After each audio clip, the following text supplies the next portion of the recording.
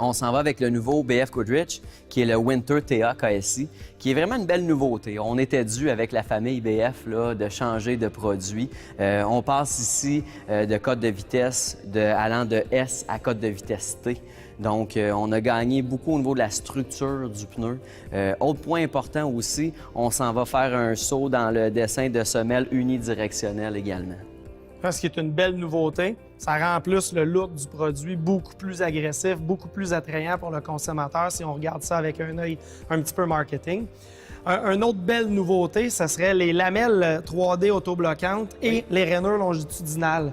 Quand on parle de ces deux aspects-là, qu'est-ce que ça veut nécessairement dire? Pour les rainures longitudinales qu'on voit tout le long du pneu, ça sert beaucoup à l'évacuation avant-arrière. Donc la slotch, la gadoue, ça va vraiment donner une meilleure performance à ce niveau-là.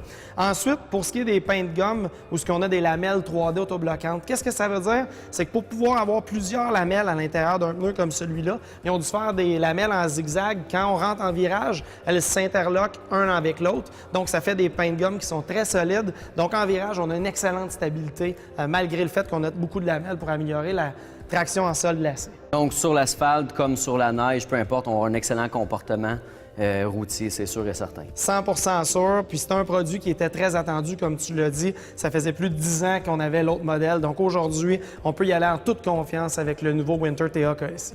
Au niveau du prix, on va se situer dans une catégorie supérieure, comme tu l'as mentionné plus tôt. On va être très près avec Toyo, Yoko, ça va être les principaux rivaux ici. Hein? Oui, exactement. C'est un pneu qui va être très bien positionné dans sa catégorie de produits. Donc, on n'a pas de gêne à y aller avec ce produit-là. Si on veut avoir un pneu, on n'a peut-être pas le portefeuille pour se payer le très haut de gamme, mais on veut avoir de quoi d'excessivement sécuritaire. Le Winter KSI va très bien répondre à cette catégorie. Donc, traction neige, efficacité glace, nouvelle lamelle, autobloquante 3D, on a un excellent choix.